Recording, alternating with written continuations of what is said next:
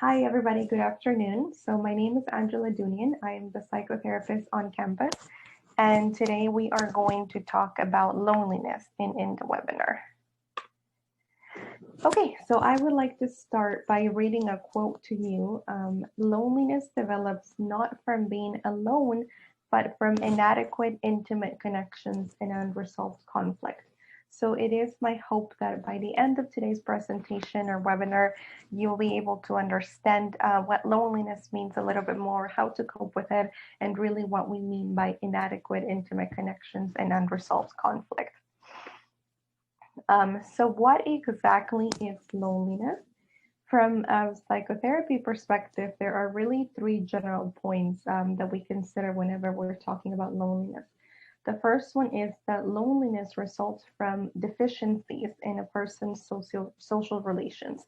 And these deficiencies can be related to the quality of said relationships. So whenever we think about a deficiency, we know that something is missing. So it could mean that a person feels lonely because there is something missing in the relationships they have with other people. It could be that their emotional needs are not met in the relationship, their physical needs are not met in the relationship, and that could lead to feelings of loneliness. Loneliness is also subjective. So what this means is that loneliness has a different meaning for different people. You know, some people may feel alone without being lonely, and some people are maybe more introverted, so they could actually be more lonely and they don't have as many friends, but they don't see it as a problem and they can function perfectly well as well. From a psychological perspective, loneliness is very unpleasant and distressing as well. So some facts about loneliness, approximately 40 to 60% of North Americans report feeling lonely. Loneliness appears to be more common in men than women. Loneliness is also an important risk factor for the development of depression and other mental health disorders such as anxiety. In the most severe of cases, of course, loneliness leads to maladaptive behaviors such as substance use, health compromising behaviors, and suicide. Whenever I talk about health compromising behaviors, I'm referring to any behavior that can put your life at risk. That could be binge eating, that could be drinking and driving, speeding, anything that puts your life at risk, that is a health compromising behavior. So I have a quiz that I was supposed to take with everyone here, but since there's no attendees, what I'm going to do is I'm just going to send that link to the school so that you can all have it and you can take the loneliness quiz if you're interested in doing that. Okay, so we're going to move on to talking about the risk factors for loneliness.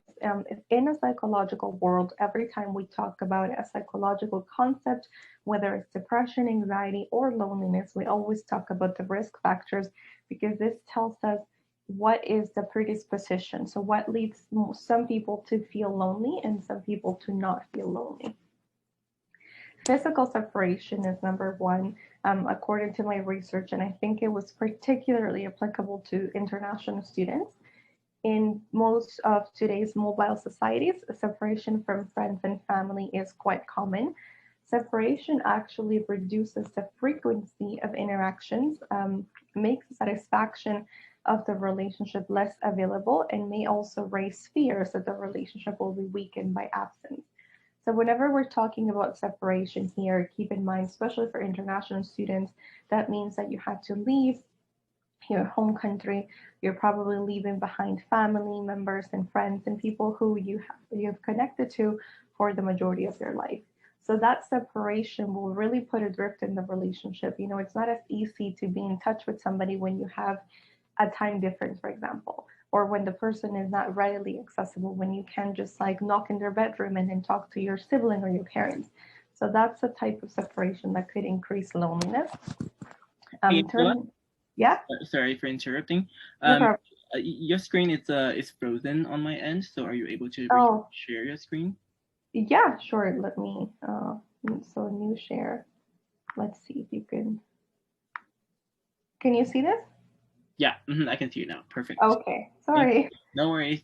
Okay, so the termination of relationships is another risk factor.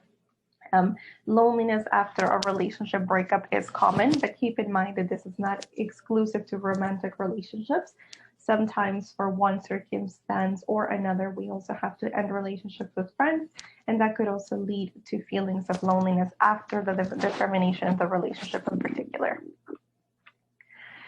Situational changes. So it is important to consider that in any given situation, we also differ in our desire to be with other people. This desire that we have is not constant, and it usually fluctuates depending on the task, the setting, and even depending on our mood. So some situations of stress and uncertainty, for example, can influence a desire to be with others more so than situations in which you feel happy. So sometimes loneliness will come just from situational changes. It could be that you're having a bad day, you're feeling particularly low, and you're feeling lonely because of that change. Also, the quality of relationships. So loneliness is not only affected by the experience of social relationships and the frequency of interactions, but also by the quality of personal relationships and the needs that they met. Whenever we're going to move on to talking about social media a little bit, but usually this is what always comes to mind to me whenever I'm talking about quality of relationships, because really what matters is the quality, not the quantity. You can have multiple, hundreds, even thousands of friends on social media, but if those relationships don't have really a good enough quality, you're still going to feel lonely. Shyness. So another risk factor for loneliness, which is the tendency to avoid interactions, and that may be a contributing factor as well. Shy people will exhibit verbal and also nonverbal behavior that may hinder social interactions. For example, by not taking the initiative in conversation. Sometimes individuals who are shy have a more closed body language, and other people may not perceive that as inviting. And also self-esteem. There's actually considerable evidence to suggest that low self-esteem goes hand in hand with loneliness, and the relationship is reciprocal here, which means that people who are lonely can sometimes blame themselves for the feelings of loneliness and for not being able to connect to people, and that will also impact their self-esteem even more and make them less likely to seek relationships. Trauma is another one, and trauma, so unlike loneliness that is brought on by social isolation, trauma-induced loneliness can actually stem from the feeling that nobody really understands your pain, the loss or the grief that you have experienced. And in some cases, survivors may be hesitant to speak about their loss because they don't want to be a burden on other people. So this one is a little bit different than the other risk factors we have discovered, but it's also very prevalent and people don't talk about it. So part of my job here is to reduce stigma and to bring these things to light.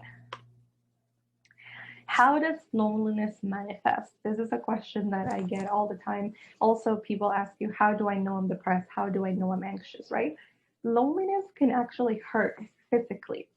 The most commonly reported consequences are headaches, chest and stomach pain, which can also be related to anxiety, shoulder and back pain as well. So this is what we call a psychosomatic connection. Whenever something is not right psychologically, it tends to manifest physically. So the somatic physical pain can be experienced when you're feeling lonely.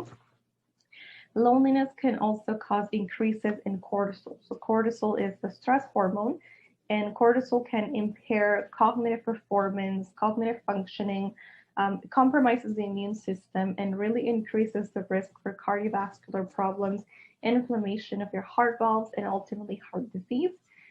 And this last fact was really, really shocking even for me to read, is that experts argue that loneliness can have the same negative impact on health as smoking 14 cigarettes per day. So I thought this was really shocking and important to share.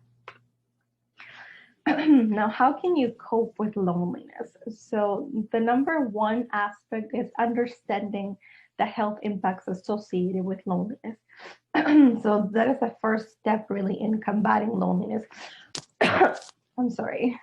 The first step in combating loneliness is to recognize that social connections are just as important as maintaining a healthy lifestyle, but by eating right and exercising regularly. You can also cope with loneliness by working for greater social connections. So, for example, planning to spend time with a friend whenever possible, of course, keeping in mind the lockdown and everything, instead of just catching up on text message, even opting for a phone conversation over email can help you feel more connected.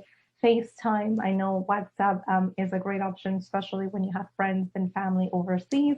You have the option to physically see them face to face. So all of that will help you work for greater social connection. Focus on quality, not on quantity. So, for example, even if you have one single friend with whom you share a very authentic connection with, going out with that friend will do more help to fight loneliness than having thousands of friends on Facebook or Instagram followers. So just 1 second, I'm going to drink some water.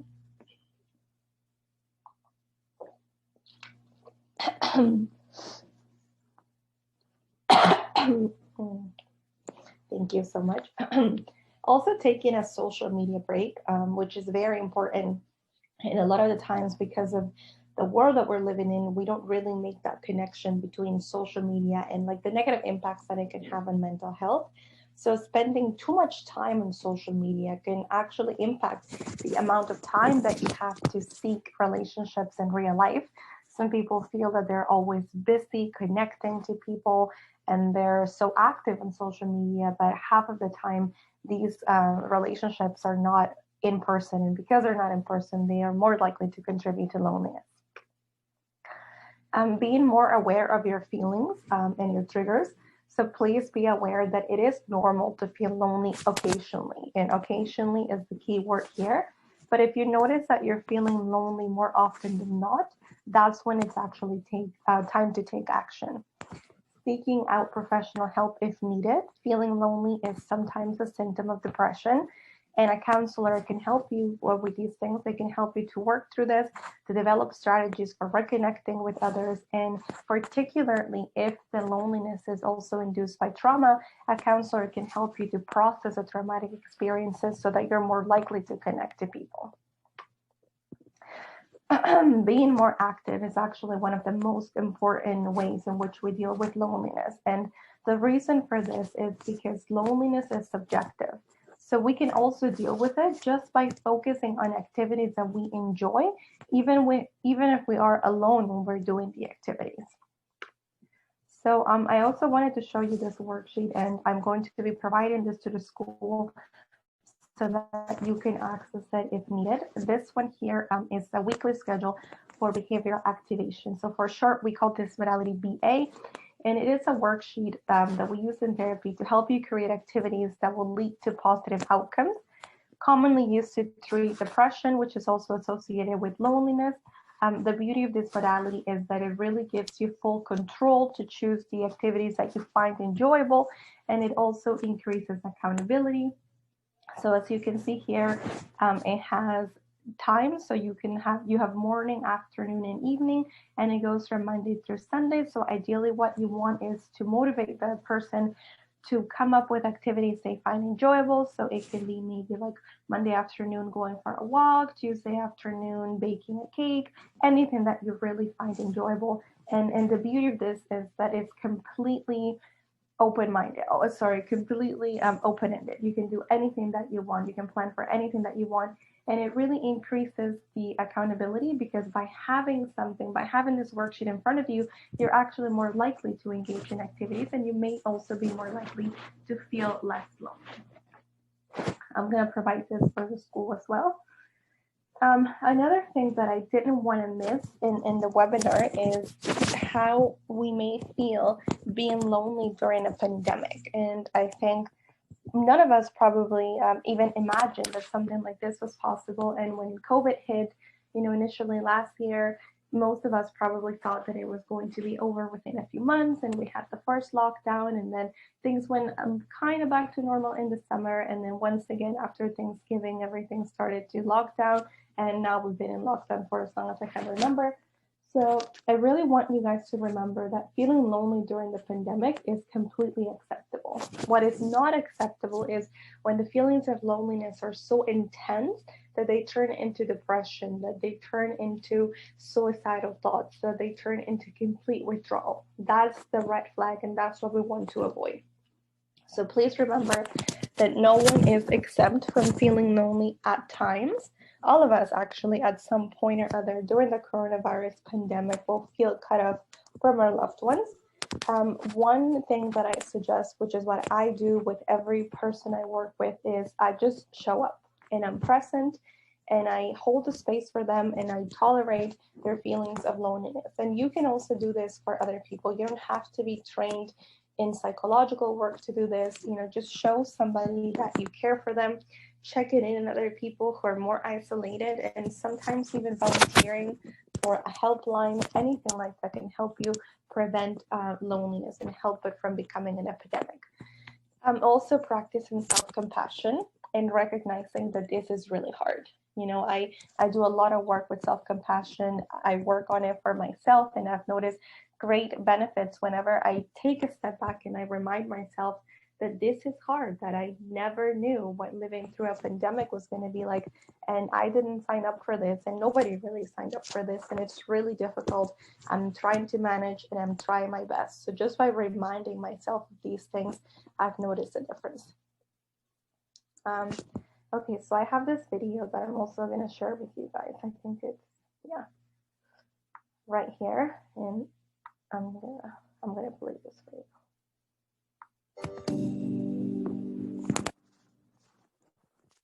There are simple, tangible steps you can take to care for a loved one that's lonely. In this episode, Dr. Varma shares those steps. What can a supporter do if they see a friend, a child, or a loved one who's lonely? To show up again and again and again. And that is giving the person the message that I am not alone. To also get help for that person, to steer them in the direction of therapy. They may need medication. Loneliness itself is not a medical condition. It can be a normal part of life.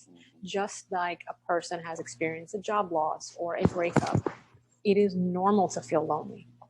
In this survey, however, almost 50% of people said that they felt lonely some or all of the time. That is concerning. It's concerning to me that I have to quote you this statistic as being the new norm, right? Like if I ever get to the point where I was like, oh yeah, depression is not a big deal. Everybody has it. It's the norm. That's a problem. It's a problem when you asked me, or when I said to you that, you know what, everyone feels lonely every now and then. You don't need to medicate them. I'm not saying medication is the treatment for loneliness, right? Loneliness can be a normal part of life, but loneliness, when it leads to depression, and if that depression left unchecked goes on, you're definitely going to need therapy. Right. You may also need medication if the person is starting to, their behavior is very concerning. They're not taking care of themselves. They're not eating. We did a whole series on depression, and if suicide is an issue. But it bothers me that close to, somewhere between 40 and 48% of people say that they feel lonely most of the time, and specifically the youngest generation. That's really, really, really sad, because you are putting a whole generation of people out there who are at risk for depression by the very nature of the fact that they're feeling lonely. Loneliness leads to, I mentioned, morbidity, mortality, heart disease, physical problems. This is a problem. This is a public health crisis. If you have people who are at risk for everything bad that could possibly happen to somebody, obesity, the blood pressure, the diabetes, the depression, the anxiety, the substance abuse, that is a problem that we need to do something about. Well, and it starts with that compassionate listening. Yes. And to get there, I would urge people to practice compassionate questioning.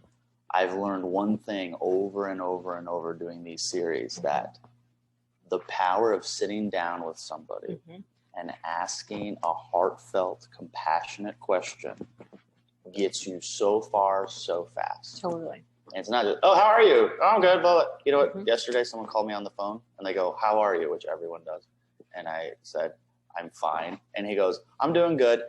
I go, I didn't ask you how you were. It's just been our norm. Yeah. Let's not make that the norm either. Yes. When I ask somebody, how are you? It's because I'm I want to know how you are. Yes. If I ask somebody, what have you been thinking about lately? It's because I want to know. If I'm asking somebody, have you thought about hurting yourself? Have you thought about killing yourself?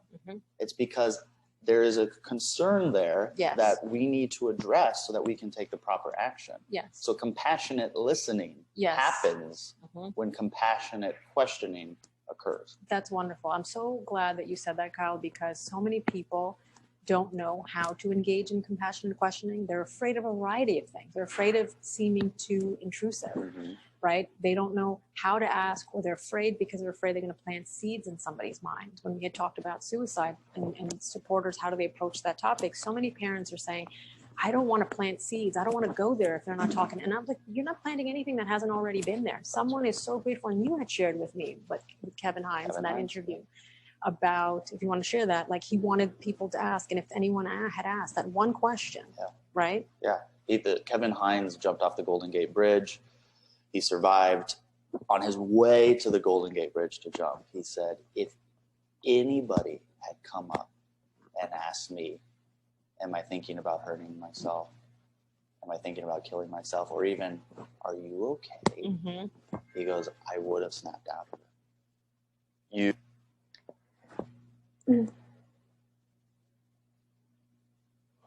Okay, I'm just gonna stop the video right there, and if there was any questions, anybody could let me know, or you could also email me at a later time. I also wanted to leave you with my information. So as I said in the beginning of the webinar, my name is Angela Dunian, and I'm a registered psychotherapist, and the hours of work here for the school are every Monday from 11 a.m. to 1 p.m. So if you're ever interested in booking an appointment or talking about any of these topics further, please feel free to reach out. And this is it for my webinar. And I know we're not doing questions and answers. So if anybody does have a question, feel free to email me. The school has my contact information. And thank you.